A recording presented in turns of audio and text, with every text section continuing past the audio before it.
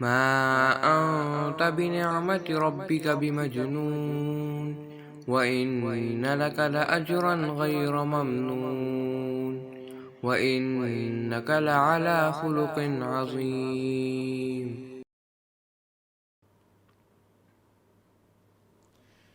نحمده ونصلي على رسوله الكريم اما بعد فاعوذ بالله من الشيطان الرجيم بسم الله الرحمن الرحيم رب اشرح لي صدري ويسر لي امري واحلل عقدة من لساني يفقه قولي رب زدني علما اللهم اني اسالك ايمانا لا يرتد ونعيما لا ينفد ومرافقة محمد صلی اللہ علیہ وسلم فی اعلیٰ جنت الخلد آمین یا رب العالمین۔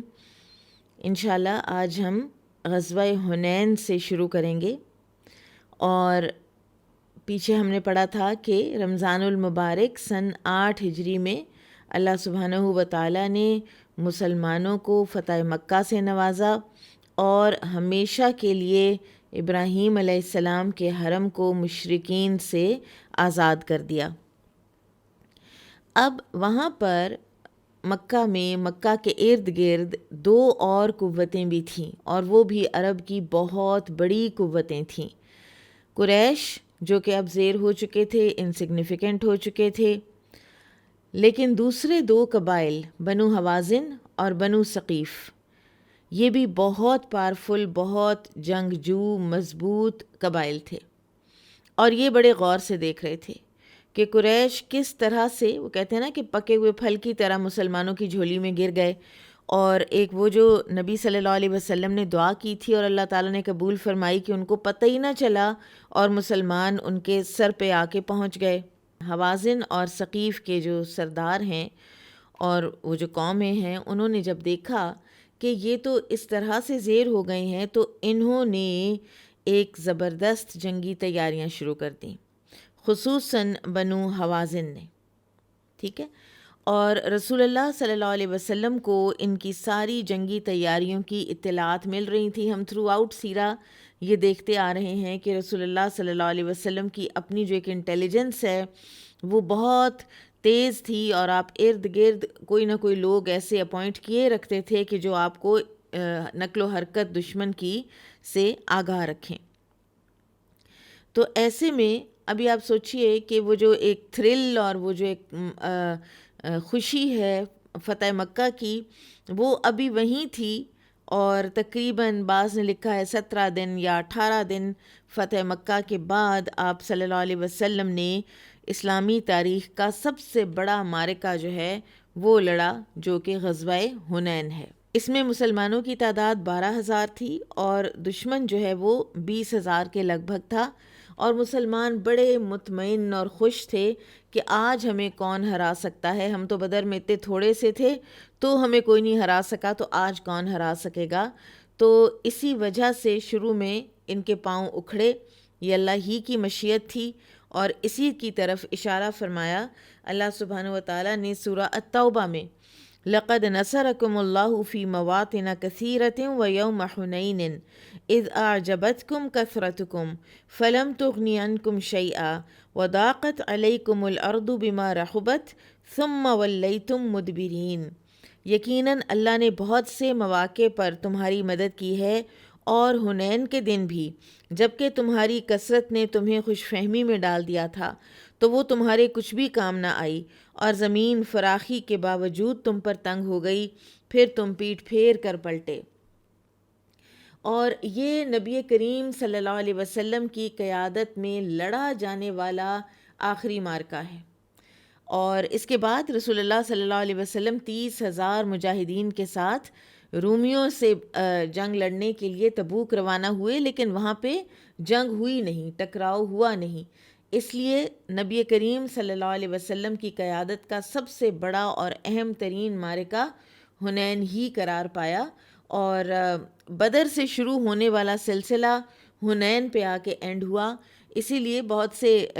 لوگوں نے اس کو بدر و حنین کہا جاتا ہے، جیسے علامہ اقبال کا بھی شعر ہے نا کہ صدق خلیل بھی ہے عشق، صبر حسین بھی ہے عشق، معرکہ وجود میں بدر و حنین بھی ہے عشق۔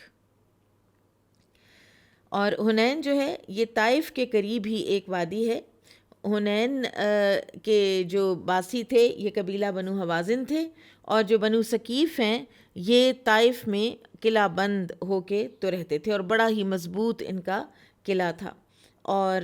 مکہ سے تقریباً 20 کلومیٹرز کا اس کا فاصلہ ہے۔ آج کل وادی حنین کو الشرائع، وادی الشرائع کہا جاتا ہے۔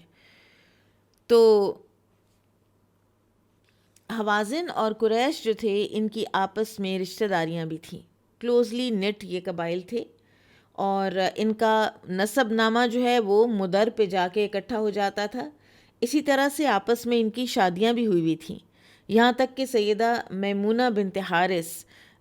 رضی اللہ عنہا ام المومنین یہ بھی بنو حوازن ہی سے تھیں، اور ان کے علاوہ اور بھی بہت سی خواتین جو ہیں ان کی شادیاں ہوئی تھیں، جیسے ام حبیبہ رضی اللہ عنہ کی بہن ابو سفیان کی بیٹی کی شادی عروہ بن مسعود ثقفی جو طائف کا سردار تھا اس سے ہوئی تھی، اور بھی بہت سے کلوز ان کے رشتے تھے۔ پھر اسی طرح سے کاروباری شراکت داری بھی تھی ان کی۔ آپ کو یاد ہوگا کہ جب نبی صلی اللہ علیہ وسلم تشریف لے گئے تھے طائف، تو وہاں پہ آپ صلی اللہ علیہ وسلم جب بہت ڈسٹریسڈ تھے تو عتبہ اور شیبہ کا جو باغ تھا اس کے پاس آپ نے وہاں پہ جا کے وہاں آپ بیٹھے تھے، تو اسی باغ میں پناہ ایک طرح سے لی تھی۔ تو یہ بھی طائف میں ان کا انگوروں کا باغ تھا۔ اسی طرح سے عباس رضی اللہ عنہ کا بھی انگوروں کا باغ ایک طائف میں تھا، اور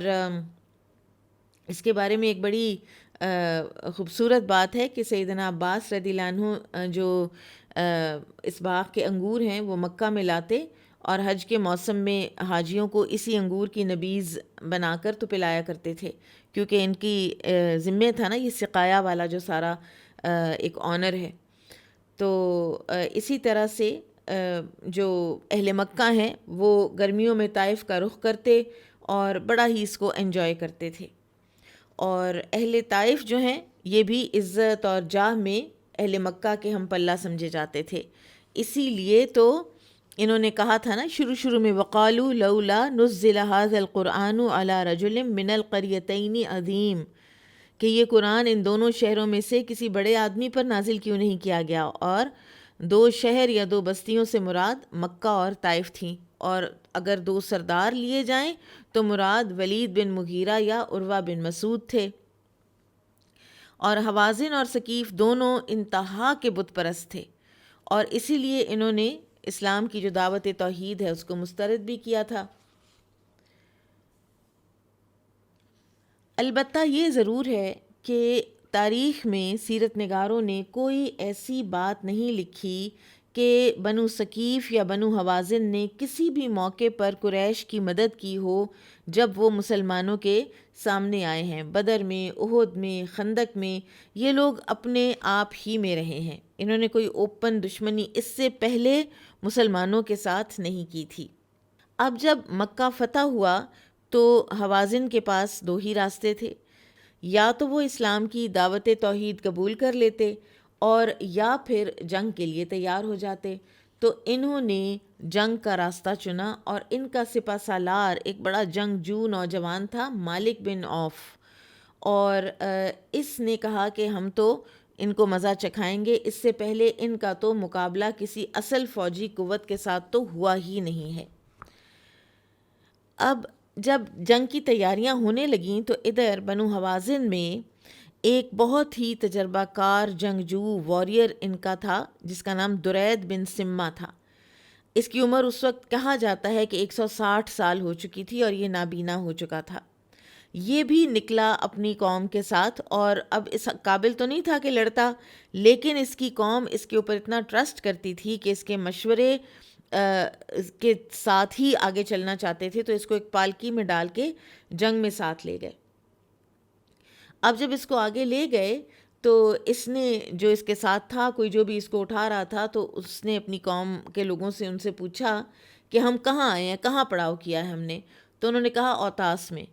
تو کہنے لگا یہ وادی گھوڑوں کی بھاگ دوڑ کے لیے بہترین ہے، یعنی یہ جگہ تو اچھی چنی تم لوگوں نے، لیکن مجھے یہ بتاؤ کہ مجھے اونٹوں، گدھوں، بکریوں اور گایوں کی آوازیں کیوں آ رہی ہیں اور بچوں کی چیخنے کی آوازیں کیوں آ رہی ہیں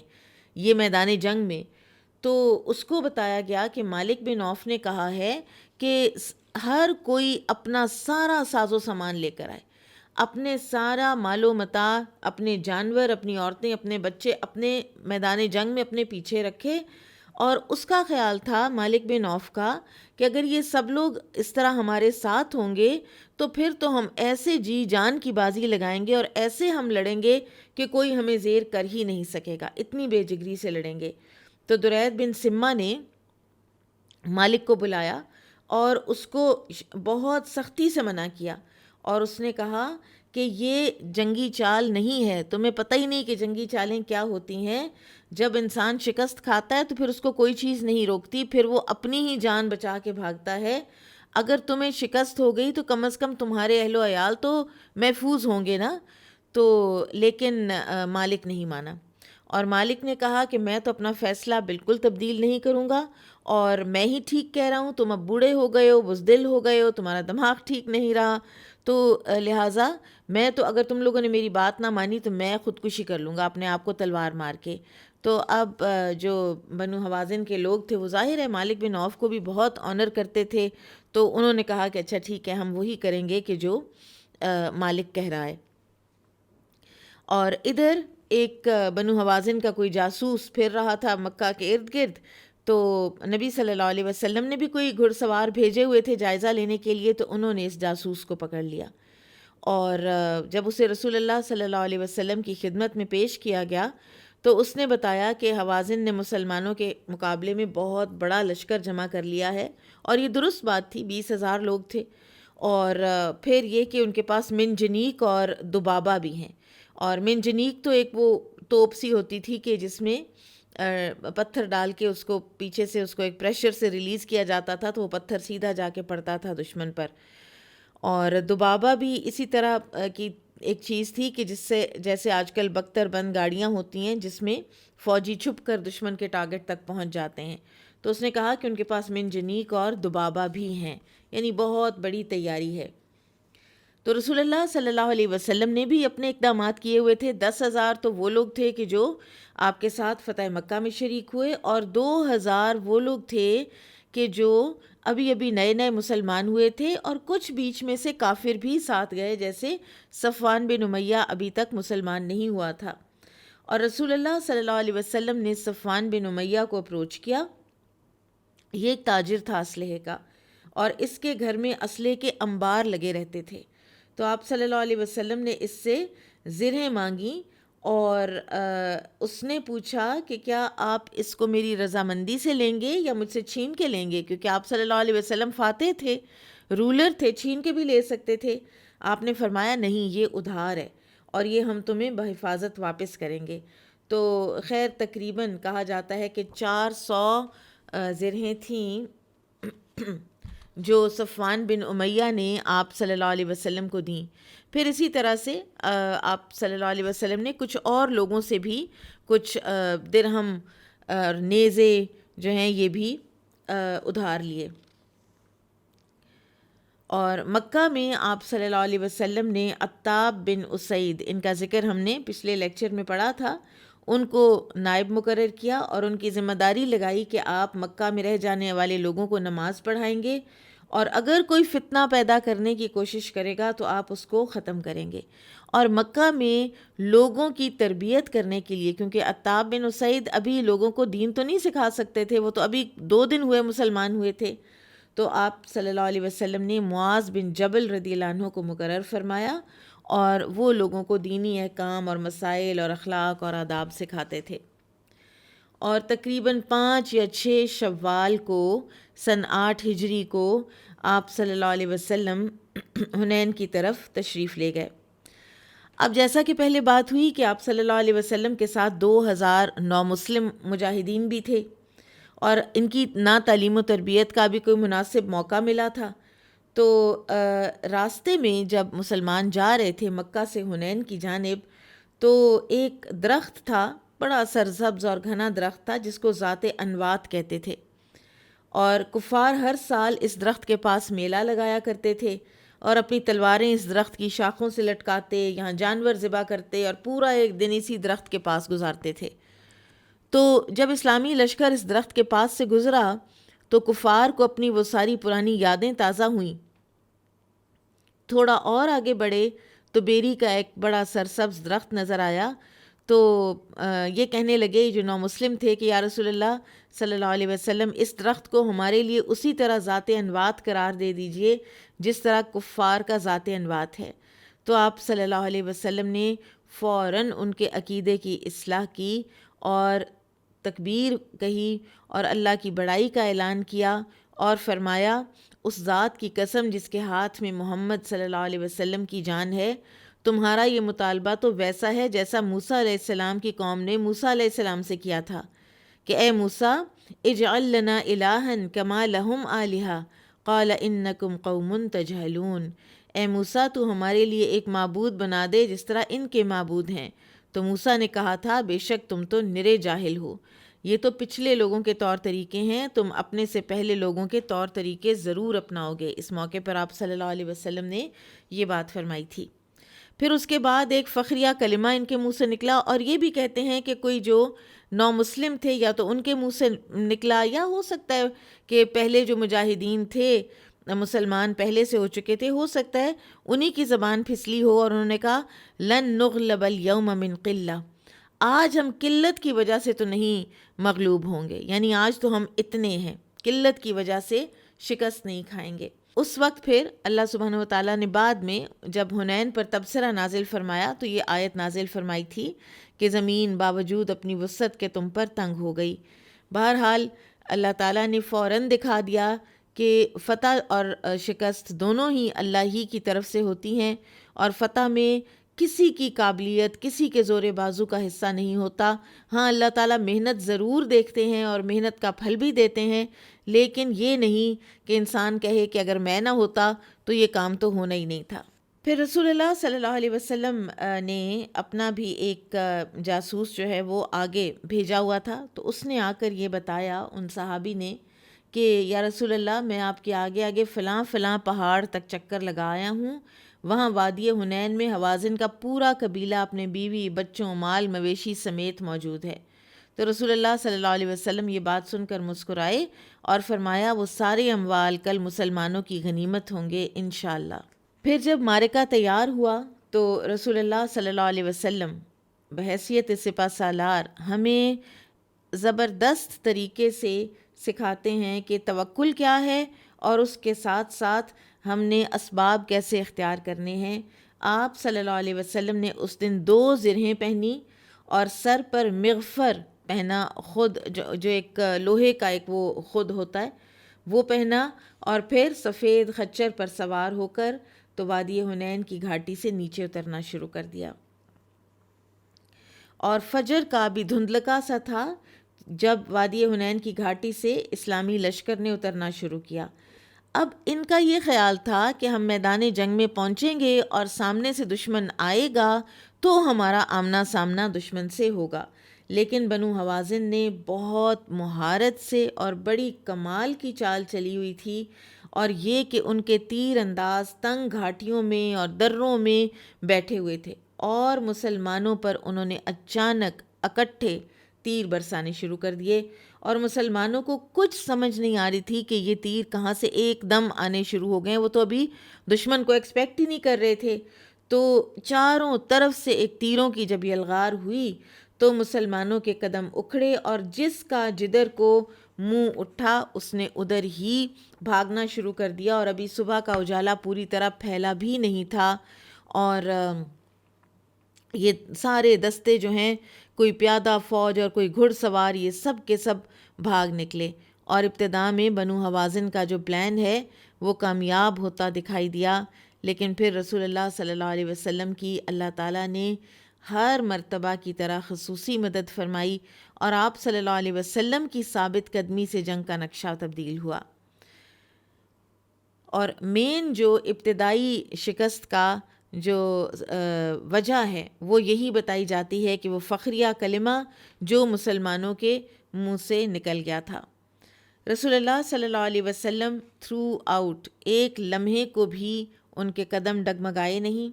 اور عباس رضی اللہ تعالیٰ عنہ بیان کرتے ہیں کہ میں حنین والے دن رسول اللہ صلی اللہ علیہ وسلم کے ساتھ موجود تھا، اور ابو سفیان بن حارث اور میں، یہ آپ کو پتہ ہے نا، ہم نے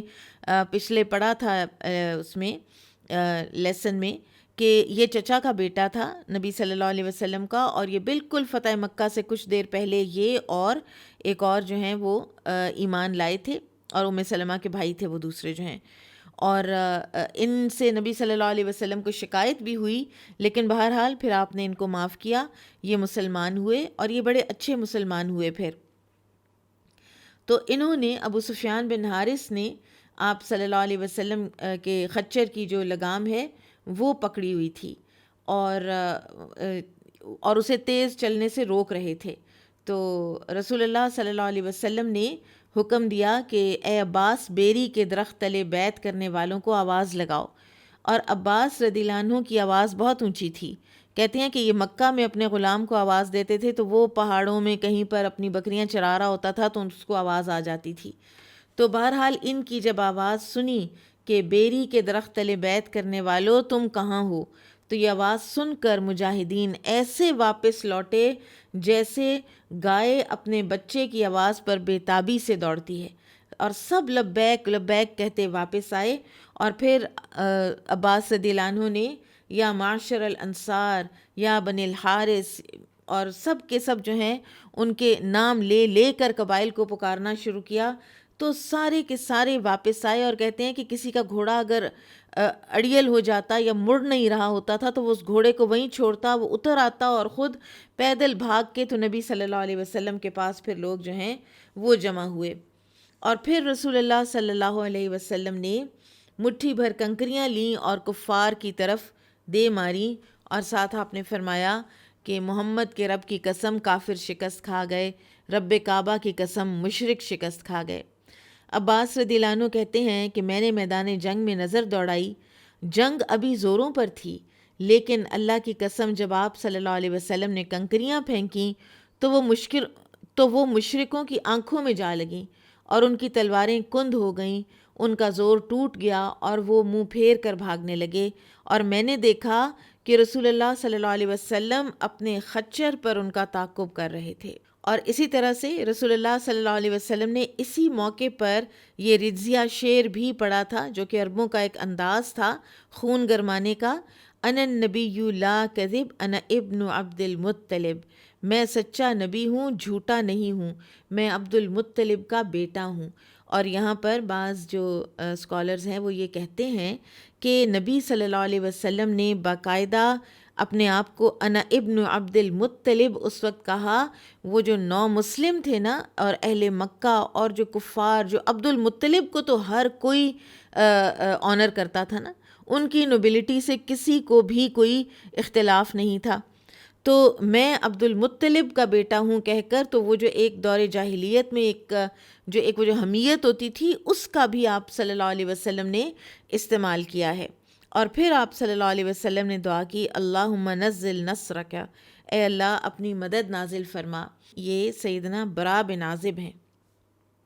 انہوں نے کہا تھا کہ اللہ کی قسم جب جنگ بھڑک اٹھتی تھی اس وقت ہم رسول اللہ صلی اللہ علیہ وسلم ہی کے پاس پناہ لیتے تھے، اور ہم میں سے بہادر وہ سمجھا جاتا تھا جو رسول اللہ صلی اللہ علیہ وسلم کے پہلو میں جمع مردی سے لڑتا رہتا تھا، کیونکہ وہ سب سے زیادہ مشکل اور سب سے زیادہ ڈینجرس جگہ ہوا کرتی تھی۔ اور ثابت قدم رہنے والے جانثار جو تھے اس دن، ان میں ابو بکر، عمر، علی، عباس، ابو سفیان بن حارث، ان کے بیٹے جعفر، فضل بن عباس، ربیعہ بن حارث، اسامہ بن زید، ایمن بن ام ایمن،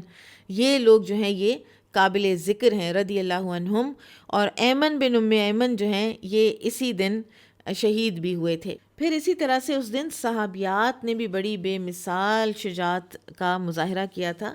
ان میں سے ایک سیدہ ام عمارہ نصیبہ بنت کعب، ان کا احد کے دن کے کارنامے بھی ہم پڑھ چکے۔ یہ بیان کرتی ہیں کہ جس دن لوگ ہر طرف بھاگ رہے تھے اس دن میں اور دیگر 4 خواتین میدان کارزار میں ڈٹ گئیں۔ میرے ہاتھ میں تیز دھار تلوار تھی اور سیدہ ام سلیم کے پاس خنجر تھا جو انہوں نے پیٹ کے ساتھ باندھ رکھا تھا، اور ان کے علاوہ سیدہ ام سلیت اور ام حارث بھی موجود تھیں۔ تو عبداللہ بن ابو بکر رضی اللہ عنہ، یہ آپ کو یاد ہوں گے، یہ وہ ہیں کہ جو غار حرا تک چلے جاتے تھے اور ساری اس دن کی رپورٹ جو ہے کفار کی، وہ غار ثور تک چلے جاتے تھے اور سارے دن کی رپورٹ نبی صلی اللہ علیہ وسلم اور ابو بکر رضی اللہ عنہ کو دیتے تھے۔ اسی غزوہ میں ان کو زخم لگا تھا اور پھر اس کے بعد یہ مدینہ میں ابو بکر رضی اللہ عنہ کے دور میں اسی زخم سے شہید ہوئے تھے۔ تو یہ بیان کرتے ہیں کہ اس روز رسول اللہ صلی اللہ علیہ وسلم نے دیکھا کہ سلیم بنت ملحان اپنے خاوند ابو طلحہ انصاری کے ساتھ میدان جنگ میں ڈٹی کھڑی ہیں۔ سبحان اللہ، آپ دیکھیے یہ ہوتا ہے فیمنزم۔ اگر کسی نے فیمنزم دیکھنا ہے تو وہ ان صحابیات کا دیکھے، اور اگر کسی کو کوئی کچھ کر کے دکھانا ہے تو پھر ان سے کچھ لرن کریں۔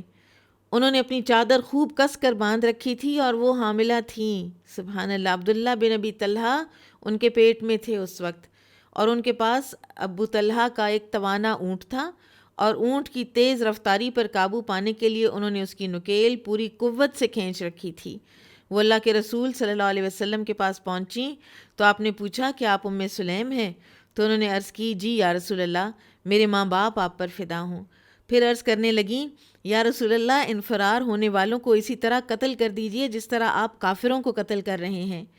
یہ بھاگنے والے اسی قابل ہیں۔ تو آپ صلی اللہ علیہ وسلم نے فرمایا، اے سلیم، کیا اللہ کافی نہیں؟ اللہ کی عافیت بہت وسیع ہے۔ تو سلیم کے پاس خنجر دیکھ کر ابو طلحہ جو ان کے شوہر ہیں، انہوں نے پوچھا، یہ خنجر کس کے لیے رکھا ہوا ہے؟ فرمانے لگیں، یہ اس لیے رکھا ہے کہ اگر کوئی مشرک میرے قریب آ گیا تو میں اس کا پیٹ چاک کر دوں گی۔ سبحان اللہ۔ تو ابو طلحہ انصاری بھی تھوڑے حیران ہوئے اور انہوں نے کہا کہ یا رسول اللہ، ذرا سنیے یہ سلیم کیا کہہ رہی ہیں، رمیسہ کیا کہہ رہی ہیں۔ بننا ہو تو انسان ان کی طرح بنے، ورنہ خاموش ہو کے چپ کر کے جو کام اپنے بس کا ہے وہ کرے۔ پھر ایک شخص تھا شیبہ بن عثمان بن ابی طلحہ،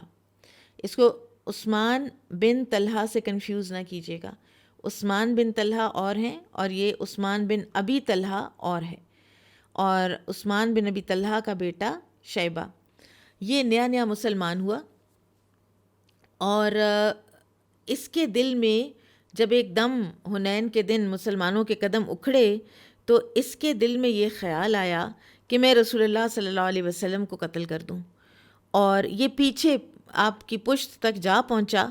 اور آپ کے اوپر حملہ آور ہونے کے لیے آگے بڑھا، لیکن پھر خود ہی بیان کرتے ہیں کہ جو ہی میں نے قدم بڑھایا اسی وقت میری آنکھوں کے آگے تاریکی پھیل گئی اور مجھے کچھ نظر نہ آیا، اور میرے دل پر اتنا لرزہ طاری ہوا کہ پھر میں ایک قدم بھی آگے نہ بڑھ سکا، اور مجھے صاف معلوم ہو گیا کہ آپ کی حفاظت کی جا رہی ہے اور یہ کام میرے بس کی بات نہیں ہے۔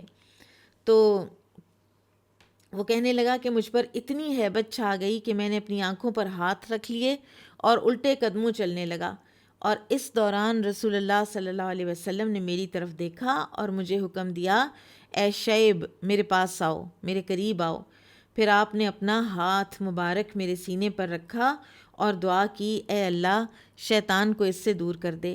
اور اس دعا کے بعد جب میں نے سر اٹھا کر آپ صلی اللہ علیہ وسلم کی طرف دیکھا تو آپ مجھے میری آنکھوں، کانوں اور بلکہ دل و جان سے بھی زیادہ محبوب ہو چکے تھے۔ پھر آپ صلی اللہ علیہ وسلم نے فرمایا، اے شیب، اب جاؤ اور کافروں سے لڑو، اور میں آگے بڑھا اور کافروں سے جنگ شروع کر دی، اور اللہ کی قسم اب آپ کا دفاع کرنا مجھے اپنی جان سے بھی بڑھ کے عزیز تھا۔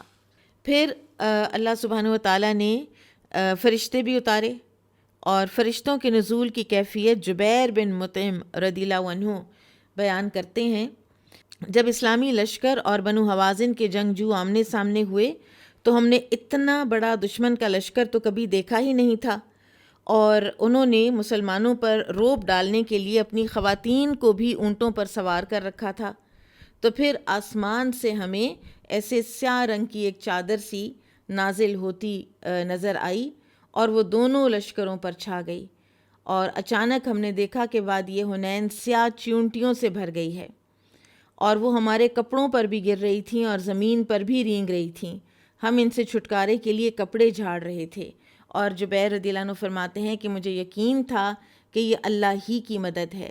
اور پھر اللہ تعالیٰ نے ہمارے دشمن کو شکست سے دوچار کیا، اس دن فرشتوں نے سرخ عمامے پہنے ہوئے تھے اور ان کا روب دشمنوں کے جگر پاش پاش کر رہا تھا۔ اور اسی طرح سے یزید بن عامر جو بعد میں مسلمان ہو گیا تھا، وہ بھی اس میدان جنگ میں موجود تھا۔ وہ کہتا ہے کہ جس طرح تھالی پر کنکری ماریں تو ٹن کی آواز آتی ہے، اسی طرح فرشتوں کے روب سے ہمارے دل یوں دھڑک رہے تھے اور ہماری دھڑکنوں سے ٹن ٹن کی آواز آ رہی تھی، دھڑکنیں بے قابو ہو رہی تھیں۔ اور پھر یہ بھی بعض روایات میں آتا ہے کہ وہ کہتے ہیں کہ ہم نے سرخ و سفید لوگ دیکھے جو چت کبرے گھوڑوں پر سوار تھے، انہوں نے سرخ عمامے باندھ رکھے تھے جن کے شملے کمر تک لٹک رہے تھے، اور یہ آسمان سے جوک در جوک اتر رہے تھے، اور ان کے روب کی وجہ سے ہم مقابلے کے قابل ہی نہ رہے۔ یہ بعد میں بنو حوازن کے مسلمان ہونے والے لوگوں کی اپنے بیان ہیں۔ پھر دشمن نے آپ کو جو ابھی بات ہوئی کہ بنو حوازن نے بچوں اور عورتوں کو بھی اونٹوں پر سوار کر کے صف بندی کی ہوئی تھی، تو جب جنگ کی گرمی بڑھی تو مسلمانوں کے ہاتھوں چند بچے بھی مارے گئے، اور اس کا رسول اللہ صلی اللہ علیہ وسلم کو انتہائی صدمہ ہوا۔ تو آپ صلی اللہ علیہ وسلم نے فرمایا کہ لوگوں کو کیا ہو گیا ہے کہ وہ دشمن کو قتل کرتے کرتے ان کے بچوں کو بھی قتل کرنے لگے، بچوں کو ہرگز نہ مارا جائے، اور آپ نے 3 مرتبہ یہ ممانعت فرمائی۔ تو اتنی سخت جو سرزنش تھی، تو اس پر سیدنا اسید بن حضیر رضی اللہ عنہ حاضر ہوئے اور عرض کی کہ یا رسول اللہ، کیا یہ بچے مشرکین کی اولاد نہیں؟ تو ان کو قتل کرنے میں کیا حرج ہے؟ تو آپ نے اس وقت یہ جواب فرمایا تھا کہ کیا تم میں سے بہترین لوگ مشرکوں کی اولاد نہیں ہیں؟ ہر بچہ فطرت پر پیدا ہوتا ہے، یعنی اسلام پر، حتیٰ کہ بالغ ہونے کے بعد وہ اپنی زبان سے اپنے عقیدے کا اظہار کر دے، بچپن میں تو اس کے والدین ہی اسے یہودی یا عیسائی بناتے ہیں۔ اب جب بنو حوازن کو شدید شکست ہوئی تو پھر کیا ہوا؟ مالک بن عوف، ان کا جو سردار تھا، سپہ سالار تھا، جو جانور اور بچے اور عورتیں بھی ساتھ لے آیا تھا میدان جنگ میں، وہ بھاگ گیا اور جا کے اس نے بنو ثقیف کے یعنی طائف میں بنو ثقیف کے قلعے میں پناہ لے لی۔ یہ وہی ہے نا جس نے درید بن سمہ کی بات نہیں مانی تھی، مشورہ نہیں مانا تھا۔ اب ایک بڑا انٹرسٹنگ جو واقعہ درید بن سمہ کے ساتھ ہوا وہ یہ تھا کہ جب حوازن بھاگے ہیں وہاں سے شکست سے دوچار ہو کر میدان جنگ سے، تو ان کو اب اپنا بوڑھا جرنیل تو یاد ہی کوئی نہ رہا، درید بن سمہ وہ تنہا رہ گیا اپنی ڈولی میں، پالکی میں، اور ایک صحابی تھے ربیعہ بن رفیع، وہ ان کو نہیں جانتے تھے، اور وہ تو انہوں نے سمجھا کہ یہ درید بن سمہ بھی مال غنیمت ہے اور یہ بوڑھا مسلمانوں کے کسی کام نہیں، تو ان کو خیال آیا کہ اس کو تو میں قتل کر دوں، اس کو تو میں ختم کر دوں۔ تو درید نے پوچھا کہ تم کون ہو؟ تو انہوں نے کہا میں ربیعہ بن رفیع السلمی ہوں۔ تو درید نے کہا کہ تم مجھے قتل کرنا چاہتے ہو؟ تو انہوں نے کہا کہ ہاں۔ تو پھر اس نے کہا کہ تمہاری ماں نے تمہیں بڑی ناکارہ تلوار دی ہے، تم ایسے کرو کہ تم میری تلوار نکالو اور اس سے مجھے ٹھکانے لگاؤ، اور دیکھنا میری گردن پہ مارنا، مجھے ادھر ادھر مار کے مت ختم کرنا۔ مطلب ایک بہادر جنگجو تھا نا۔ پھر کہنے لگا اللہ کی قسم میں نے تمہارے خاندان کی بہت سی عورتوں کی جان بچائی تھی۔ تو بہرحال یہ سن کر ہاں ساتھ ہی یہ کہنے لگا کہ اپنی والدہ کو بتانا گھر جا کے کہ تم نے درید بن سمہ کو قتل کیا ہے۔ تو خیر ربیعہ رضی اللہ عنہ نے اس کو قتل کر دیا، اور کہتے ہیں کہ جب اس کی لاش زمین پر گری تو اس کی ٹانگیں نظر آئیں، تو وہ گھوڑے کی ایسے ننگی پیٹھ پہ بیٹھ بیٹھ کے بالکل جیسے لیدر کی طرح سخت ہو جاتی ہیں نا، ویسے ہو چکی ہوئی تھیں۔ تو خیر جب ربیعہ گھر گئے اور کہتے ہیں کہ میں نے اپنی والدہ کو یہ بات سنائی، تو انہوں نے کہا اللہ کی قسم اس نے تمہاری ماؤں یعنی بنو سلیم کی خواتین کو ایک ہی دن میں 3 بار آزاد کرایا تھا، اور یہی شخص تھا جس نے تمہارے والد کو بھی بچایا تھا۔ تو ربیعہ کہتے ہیں کہ مجھے تو اس کے احسانات کا علم نہیں تھا۔ تو والدہ بولیں بیٹا جب اس نے تمہیں اپنا احسان جتایا تو تم نے اسے احسان کرتے ہوئے چھوڑ کیوں نہ دیا؟ تو ربیعہ کہتے ہیں کہ بھلا اللہ اور اس کے رسول کی رضا کے سامنے اس کے احسانات کی کیا حیثیت تھی؟ میں نے اسے اللہ اور اس کے رسول کی رضا کے لیے قتل کیا۔ پھر حنین کے جو لوگ ہیں وہ جب میدان جنگ سے فرار ہوئے تو انہوں نے مختلف علاقوں میں پناہ لی،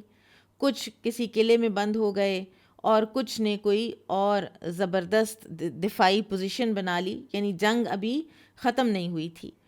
تو ان کی طرف رسول اللہ صلی اللہ علیہ وسلم نے ابو عامر اشعری جو کہ ابو موسیٰ اشعری کے چچا تھے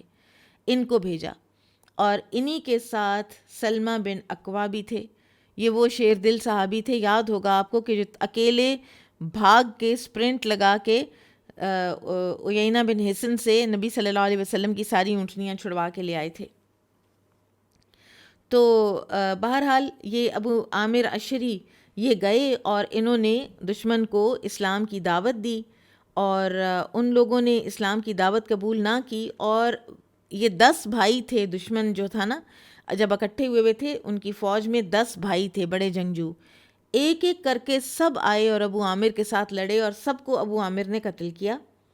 اور جب 10واں آیا تو اس کو جب ابو عامر نے دیکھا تو ابو عامر نے دعا کی اللہم اشہد، اور ہر ایک کے آنے سے پہلے وہ یہی کہتے تھے کہ اے اللہ گواہ رہنا۔ اور جب یہ 10ویں نے یہ بات سنی تو اس نے واپسی کہا اللہم لا تشہد علیہ، اے اللہ میرے خلاف گواہ نہ بننا۔ اور کہتے ہیں کہ اس کی اسی بات کی وجہ سے وہ بعد میں مسلمان بھی ہو گیا تھا اور بڑا اچھا مسلمان ثابت ہوا، اور رسول اللہ صلی اللہ علیہ وسلم جب اس کو دیکھتے تو کہتے تھے یہ ابو عامر کے ہاتھ سے بچ نکلنے والا خوش نصیب ہے۔ خیر، ابو موسیٰ اشعری بیان کرتے ہیں بہرحال لڑائی میں پھر ابو عامر جو ہیں ان کے گھٹنے پر ایک تیر لگا اور وہ بہت شدید زخمی ہو گئے۔ تو میں ان کے پاس گیا اور میں نے کہا کہ چچا آپ کو کس نے تیر مارا ہے؟ تو انہوں نے ابو موسیٰ اشعری کو اشارے سے بتایا کہ وہ سامنے میرا قاتل کھڑا ہے، اسی نے مجھے تیر مارا ہے۔ تو ابو موسیٰ کہتے ہیں کہ میں اس قاتل کے پیچھے بھاگا تو وہ آگے آگے دوڑ لگا دی اس نے، تو میں نے اسے کہا تمہیں شرم نہیں آتی؟ اب تم ٹھہرتے کیوں نہیں؟ اب سامنا کرو۔ خیر پھر آخر کار وہ رک گیا اور میں نے اسے مار ڈالا، اور میں واپس آ کر اپنے چچا کو کہا کہ اللہ تعالیٰ نے تمہارے قاتل کو ہلاک کر دیا ہے۔ تو انہوں نے کہا کہ اچھا اب میرا تیر نکالو۔ میں نے تیر نکالا تو زخم سے پانی بہنے لگا۔ تو انہوں نے، میرے چچا نے مجھے کہا کہ بھتیجے نبی صلی اللہ علیہ وسلم کی خدمت میں میرا سلام کہنا اور ان سے کہنا کہ میرے لیے بخشش کی دعا فرما دیں، اور پھر وہ شہید ہو گئے ابو عامر۔ ابو موسیٰ کہتے ہیں کہ میں واپس آیا نبی صلی اللہ علیہ وسلم کے پاس، آپ کے گھر حاضر ہوا۔ آپ اس وقت ایک بان کی بنی ہوئی چارپائی پر لیٹے ہوئے تھے اور آپ کی پشت پر بان کے نشانات بنے ہوئے تھے۔ تو میں نے آپ کو سارے حالات سے آگاہ کیا، ابو عامر کی شہادت کا بتایا۔ تو آپ صلی اللہ علیہ وسلم نے پانی منگوایا، وضو کیا، ہاتھ اٹھائے اور دعا کی اے اللہ عبید یعنی ابو عامر کو بخش دے۔ اور اس وقت میں آپ کی بغلوں کی سفیدی دیکھ رہا تھا۔ پھر آپ صلی اللہ علیہ وسلم نے اللہ تعالیٰ سے عرض کی کہ اے اللہ اسے قیامت کے دن انسانوں میں سے اکثر پر برتری عطا فرما۔ تو میں نے عرض کی یا رسول اللہ صلی اللہ علیہ وسلم میری بھی مغفرت کے لیے دعا کریں۔ تو آپ صلی اللہ علیہ وسلم نے فرمایا اے اللہ عبداللہ بن قیس کے یعنی ابو موسیٰ الاشعری کے گناہ بخش دے اور قیامت کے دن اسے بھی عزت کی جگہ داخل فرما۔ اب حنین کے جو مفرور دشمن تھے ان کا تعاقب کرنے والے جو گھڑ سوار تھے مسلمان، ان کو رسول اللہ صلی اللہ علیہ وسلم نے حکم دیا تھا کہ اگر تم بجاد کو گرفتار کر سکو تو ضرور گرفتار کرنا، وہ تمہارے ہاتھ سے نکلنے نہ پائے۔ یہ بجاد جو ہے یہ بنو سعد کا ایک شخص تھا۔ بنو سعد جو ہے یہ وہی قبیلہ ہے کہ جس میں نبی صلی اللہ علیہ وسلم نے دودھ پیا تھا حلیمہ سعدیہ کا، اور یہ بنو حوازن کی ہی ایک شاخ تھا۔ تو بجاد بنو سعد کا ایک آدمی تھا اور اس نے ایک مسلمان کو بڑی بے دردی سے قتل کیا تھا۔ اب جب مسلمانوں نے بجاد کو گرفتار کیا تو اس کے ساتھ پورا خاندان گرفتار ہو کے آیا، اور ان میں شیماء تھیں جو کہ رسول اللہ صلی اللہ علیہ وسلم کی رضاعت کے ذریعے سے بڑی بہن تھیں۔ اور جب مسلمانوں نے ان قیدیوں کو ذرا سختی سے چلایا تو شیماء نے کہا کہ میں تمہارے رسول کی رضائی بہن ہوں، مگر اب صحابہ تو حیران بھی ہوئے اور ان کو یقین ہی نہ آیا۔ تو پھر جب نبی صلی اللہ علیہ وسلم کے پاس جا کے یہ بات ہوئی تو آپ نے شیماء کو بلایا اور پوچھا کہ تمہارے پاس اس کا کیا ثبوت ہے؟ تو شیماء نے کہا کہ اس کا ثبوت میری کمر پر وہ نشان ہے جو آپ کے دانت لگ جانے کی وجہ سے پڑ گیا تھا۔ میں نے آپ کو اٹھایا ہوا تھا اور آپ نے مجھے دانت کاٹا تھا۔ اور آپ صلی اللہ علیہ وسلم کو سمجھ آ گئی کہ واقعی یہ شیما ہے، تو آپ صلی اللہ علیہ وسلم فوراً اٹھے، اپنی چادر بچھائی اور بہن کو خوش آمدید کہا، اور پھر اپنے رضائی والدین کا حال دریافت کیا۔ اور یہاں پر اب تھوڑا اختلاف ہے مورخین میں، بعض نے لکھا ہے کہ شیما نے کہا کہ وہ تو ایک عرصہ ہوا فوت ہو چکے، اور بعض نے کہا ہے کہ شاید اس موقع پر حلیمہ سعدیہ بھی آئی تھیں نبی صلی اللہ علیہ وسلم کے پاس، اللہ عالم۔ اور پھر شیما جو ہیں ان کو آپ صلی اللہ علیہ وسلم نے آفر کی کہ اگر آپ میرے پاس رہنا چاہتی ہیں تو میں آپ کو بڑی عزت سے اپنے پاس رکھوں گا، اور اگر آپ اپنی قوم کے پاس واپس جانا چاہتی ہیں تو پھر وہ بھی آپ بخوشی جا سکتی ہیں۔ تو شیما نے کہا کہ میں اپنی قوم کے پاس واپس جانا چاہتی ہوں، اور پھر وہ مسلمان بھی ہو گئیں، اور رسول اللہ صلی اللہ علیہ وسلم نے ان کو تحفے تحائف دے دلا کے بھیجا۔ اور پھر انہوں نے شیما نے بجاد کی سفارش کی کہ بجاد مجھے ہبہ کر دیں اور اس کی غلطی سے درگزر فرمائیں، تو رسول اللہ صلی اللہ علیہ وسلم نے بہن کی سفارش پر بجاد کو بھی رہا کر دیا۔ بنو حوازن سے جو غنیمتیں اکٹھی ہوئی تھیں، غلام اور لونڈیاں 6,000، اونٹ 24,000، بکریاں 40,000 سے زیادہ، چاندی تقریباً 12 من، اور یہ سب غنائم جو ہیں یہ آپ صلی اللہ علیہ وسلم نے جیرانہ روانہ کر دیے، اور خود یہاں سے آپ طائف روانہ ہو گئے۔ ٹھیک ہے، اب یہ آخری تیسری قوت تھی، قریش، حوازن، طائف، بنو ثقیف۔ اب بنو ثقیف کی طرف آپ صلی اللہ علیہ وسلم روانہ ہو گئے، اور 2 لوگوں کو آپ صلی اللہ علیہ وسلم نے مال غنیمت کی حفاظت پر مامور کیا، اور خود آپ طائف تشریف لے گئے، اور مال غنیمت تقریباً 1 مہینہ آپ نے نہیں بانٹا، اور آپ کا جو مین وجہ تھی وہ یہ تھی کہ ایک تو طائف سے ذرا تھوڑا فارغ ہو لیا جائے، اور دوسرے یہ کہ شاید حوازن کے لوگ آئیں اسلام قبول کرتے ہوئے تو ہم ان کا ہر چیز جو ہے ہم واپس کر دیں۔ اب ایک اور بڑی خوبصورت جو بات ہے کہ جب جنگ ختم ہوئی حوازن والی تو مسلمان اپنے خیموں میں چلے گئے سارے۔ اس دوران رسول اللہ صلی اللہ علیہ وسلم خالد بن ولید رضی اللہ عنہ کو تلاش کر رہے تھے، اور فرما رہے تھے من یدل علی رحل خالد بن الولید، کہ خالد بن ولید کے ٹھکانے کا کسے پتہ ہے۔ آپ دیکھیں کتنا خیال آپ صلی اللہ علیہ وسلم ہر کسی کا رکھتے تھے، اور جتنی سیرہ پڑھتے جا رہے ہیں، اور خالد بن ولید کے اسلام لانے کے بعد سے لے کر اینڈ تک ایسا معلوم ہوتا ہے کہ نبی صلی اللہ علیہ وسلم کو خالد بن ولید سے ایک خاص لگاؤ تھا۔ بہرحال آپ صحابی جو ہیں، ایک ان کا نام عبد الرحمن بن ازہر رضی اللہ عنہ، یہ کہتے ہیں کہ میں پھر نبی صلی اللہ علیہ وسلم کے آگے آگے یہی آواز لگاتے لگاتے بھاگنے لگا کہ خالد بن ولید کا ٹھکانہ کسے معلوم ہے، حتیٰ کہ ہم انہیں تلاش کرتے کرتے ان تک پہنچ گئے۔ وہ شدید زخمی تھے اور اپنے اونٹ کے کجاوے کے ساتھ ٹیک لگا کر نڈھال بیٹھے ہوئے تھے۔ رسول اللہ صلی اللہ علیہ وسلم نے ان کے زخم دیکھے، پھر ان پر اپنا لعاب دہن لگایا تو وہ صحت یاب ہو گئے۔ یہ مسند احمد کی روایت ہے۔ غزوہ حنین مسلمانوں کو شاندار فتح بھی دے گیا، اور بہت سے سبق، بہت سی نصیحتیں اور عبرتیں، جس میں سب سے پہلی بات یہ ہے کہ عجز و انکساری کامیابی کی کنجی ہے۔ پھر یہ جو پہلے بات ہوئی کہ بدر و حنین اکٹھے بولے جاتے ہیں، تو اس میں حالانکہ 7 سال کا دونوں میں وقفہ ہے، تو ان میں کئی چیزیں مشترک ہیں دراصل۔ نمبر 1، بدر میں عربوں کی طاقت کو پہلی بار مسلمانوں نے للکارا اور توڑا، اور حنین آخری مارکا تھا۔ دونوں میں فرشتے مسلمانوں کی مدد کے لیے اترے۔ دونوں غزوات میں نبی کریم صلی اللہ علیہ وسلم نے کفار کے چہروں پر کنکریاں بھی ماریں۔ پھر یہاں سے یہ بھی پتہ چلتا ہے کہ کفار سے اسلحہ خریدنا اور بوقت ضرورت ادھار لینا بھی جائز ہے، جیسے صفوان بن امیہ سے لیا تھا آپ صلی اللہ علیہ وسلم نے۔ پھر ہمیں رسول اللہ صلی اللہ علیہ وسلم اور صحابہ کرام کے جو ایکشنز ہیں ان سے توکل کا بخوبی سمجھ آتا ہے کہ توکل ڈیفائن کیسے ہوتا ہے. جیسے وہ ایک شعر ہے، کسی نے کہا توکل کا یہ مطلب ہے کہ خنجر تیز رکھ اپنا، پھر انجام اس کی تیزی کا مقدر کے حوالے کر. اب پیچھے رہ گئے طائف،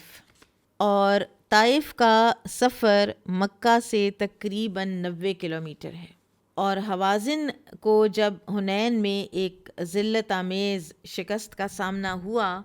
اور یہ لوگ پہاڑوں اور وادیوں میں ان کے جنگجو اپنا منہ چھپائے پھر رہے تھے،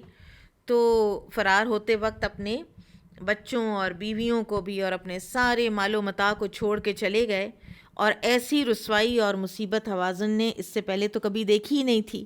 اور جیسا کہ پہلے بات ہوئی کہ ان کا لیڈر مالک بن عوف بھاگ کر طائف کے قلعے میں چھپ گیا تھا،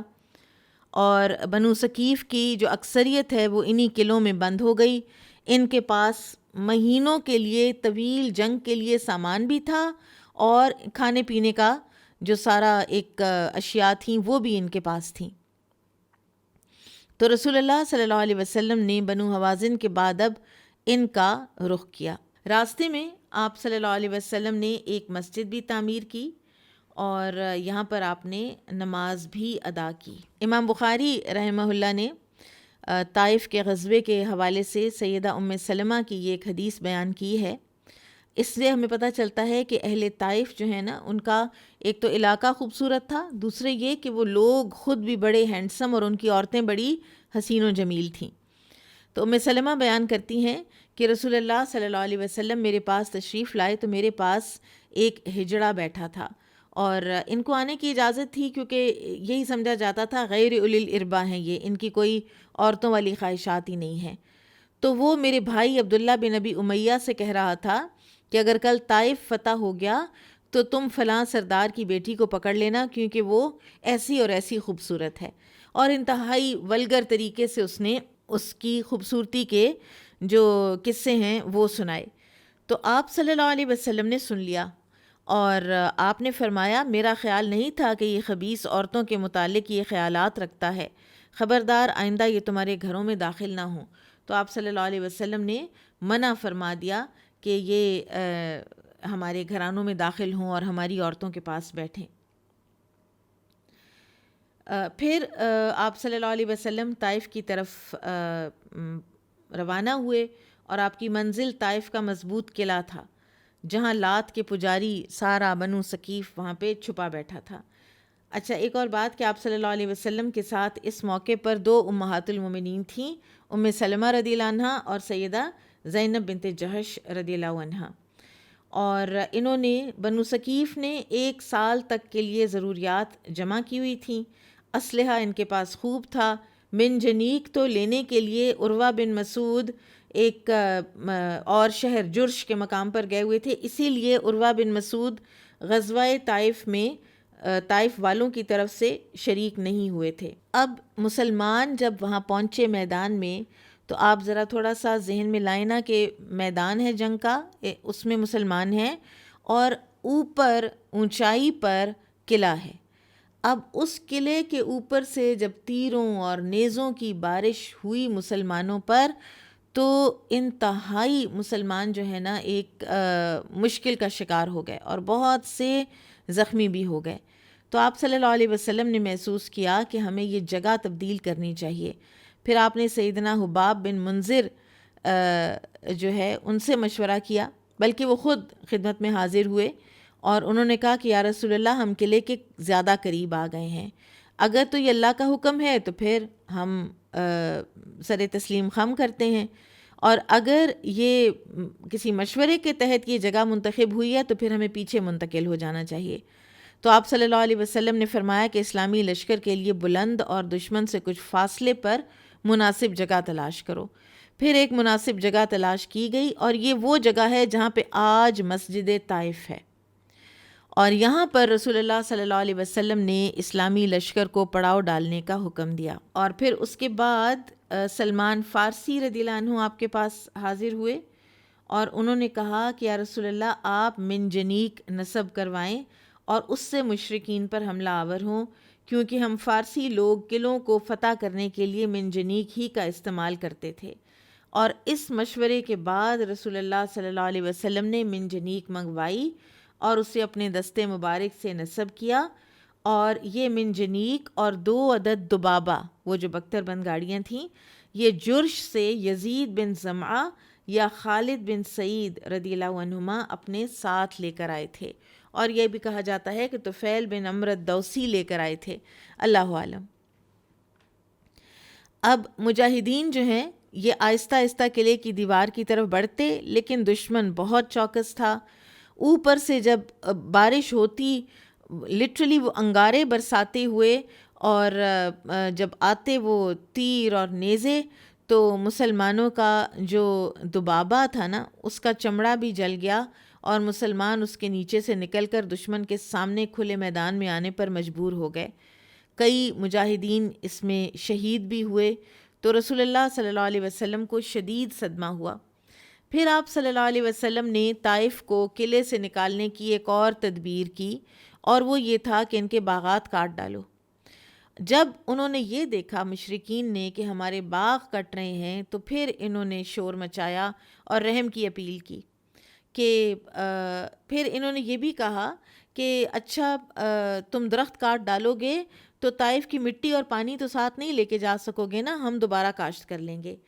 تو خیر بہرحال انہوں نے رحم کی اپیل بھی کی اور کہا کہ اپنی رشتہ داری کی خاطر اور اللہ کی خاطر ہمارے باغات کو چھوڑ دیں۔ تو آپ صلی اللہ علیہ وسلم نے ان کی اپیل قبول کر لی اور کہا کہ میں یہ باغات اللہ کی اور تمہاری رشتہ داری کی خاطر چھوڑتا ہوں۔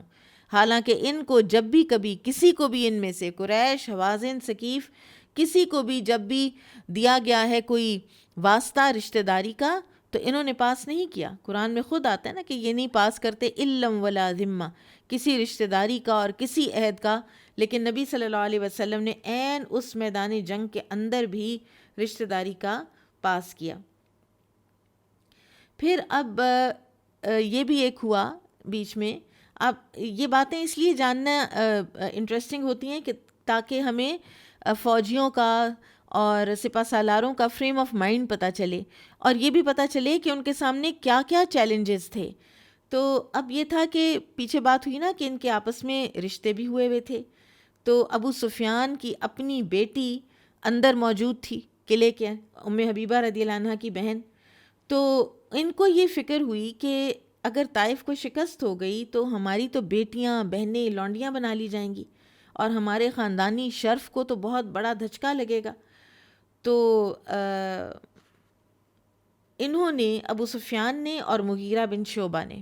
مغیرہ بن شعبہ بھی بنو ثقیف ہی سے تھے، آپ کو اگر یاد ہو یہ عروہ بن مسعود کے بھتیجے ہیں غالباً، اور صلح حدیبیہ کے موقع پر یہ بات جو ہے یہ ہوئی تھی کہ عروہ جب آیا تو مغیرہ جو ہیں وہ اس کا ہاتھ نبی صلی اللہ علیہ وسلم کی داڑھی مبارک کی طرف نہیں جانے دیتے تھے، اور تلوار سے اس کے ہاتھ کے اوپر لگاتے تھے کہ بیک آف، پیچھے ہٹو، ہاتھ مت آگے لانا۔ تو بہرحال یہ دونوں ثقیف کے پاس آئے، ابو سفیان بن حرب اور مغیرہ بن شعبہ،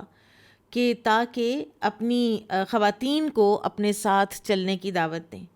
تو ان خواتین نے اپنے خاندان چھوڑ کر ابو سفیان اور مغیرہ بن شعبہ کے ساتھ جانے سے انکار کر دیا۔ انہوں نے کہا ہم اب ادھر ہی ہیں اپنے شوہروں اور اپنے بیٹوں کے پاس۔ تو اس سے ان کو بڑی مایوسی بھی ہوئی، لیکن بہرحال یہ خواتین نہ آئیں۔ پھر رسول اللہ صلی اللہ علیہ وسلم نے ایک خواب دیکھا، اور خواب یہ تھا، آپ صلی اللہ علیہ وسلم نے ابو بکر رضی اللہ عنہ کو بلایا اور فرمایا، اے ابو بکر، میں نے خواب میں دیکھا ہے کہ مجھے مکھن سے بھرا ہوا پیالہ پیش کیا گیا، پھر اسے ایک مرغ نے ٹھونگ مار کر گرا دیا اور سارا مکھن ضائع کر دیا۔ تو ابو بکر رضی اللہ عنہ نے عرض کی کہ میرے خیال میں اس خواب کی تعبیر یہ ہے کہ ہم آج فتح یاب نہیں ہو سکیں گے۔ اس پر رسول اللہ صلی اللہ علیہ وسلم نے ابو بکر صدیق رضی اللہ عنہ کی تصدیق فرمائی اور فرمایا میرا بھی یہی خیال ہے کہ ہم کامیاب نہیں ہو سکیں گے۔ پھر طائف کے محاصرے کے دوران نبی صلی اللہ علیہ وسلم نے انکریجمنٹ کے لیے کچھ اس طرح کے خصوصی انعامات کا اعلان فرمایا۔ آپ نے فرمایا جس نے اللہ کی راہ میں تیر چلایا اس کے لیے جنت میں 1 درجہ ہوگا، اور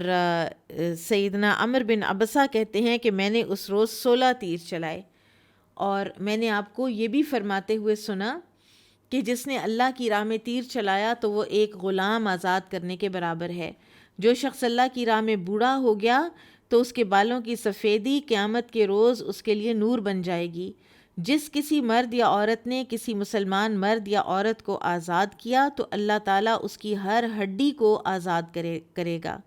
آزاد ہونے والے کی ہر ہڈی کے بدلے ایک ہڈی جہنم سے آزاد ہوگی۔ پھر یہ ہوا کہ آپ صلی اللہ علیہ وسلم نے ایک اور نفسیاتی جو جنگی حربہ ہے وہ استعمال کیا، اور آپ نے اعلان کرایا کہ جو غلام طائف کے قلعے سے اتر کر ہمارے پاس آ جائیں گے وہ آزاد ہوں گے۔